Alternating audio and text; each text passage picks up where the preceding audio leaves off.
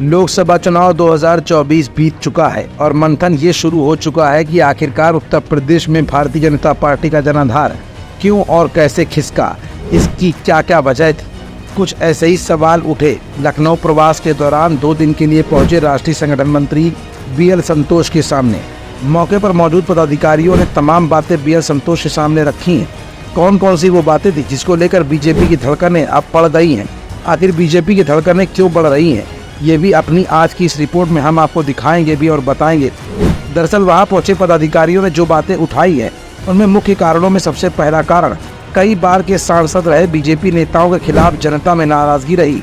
दूसरे कारण के तौर पर ऐसे नेताओं को बीजेपी ने आम चुनाव का टिकट दिया जिससे कार्यकर्ता रूठ गए और उन्होंने इसी वजह से जमीन पर जमकर मेहनत नहीं की। तीसरा कारण यह भी बताया गया कि नेताओं का जमीनी कार्यकर्ताओं के साथ अच्छा समन्वय नहीं रहा। कम्युनिकेशन गैप के चलते भी कई उलझने पनपी और ऊपर से विपक्ष ने आरक्षण छीनने और संविधान बदलने की बात को मुद्दा बनाया, जिससे बीजेपी को नुकसान हुआ। इस मुद्दे ने भी खेल खेल दिया। चौथा कारण सबसे ज्यादा हैरत भरा था और वो कारण था गैर यादव, गैर OBC और गैर जाटव वोट बैंक का बड़ा हिस्सा बीजेपी के हाथ से खिसक जाना। इसके पीछे की वजह सड़क से लेकर सोशल मीडिया तक बीजेपी विपक्ष के नैरेटिव संविधान बदलने वाले की काट नहीं निकाल पाया, इसलिए नुकसान हुआ। इसके अलावा पांचवा कारण अंदरूनी विवाद को बताया गया। ये सब बातें जैसे ही पदाधिकारियों ने राष्ट्रीय संगठन मंत्री BL संतोष के सामने रखी, BL संतोष ने सिर्फ उनकी बातें सुनी और पर्चे पर लिखते रहे। लेकिन सूत्रों के मुताबिक बताया ये भी जा रहा है कि ये सब बातें सुनने के बाद BL संतोष अब फुल फॉर्म में नया फॉर्मेशन कर सकते हैं।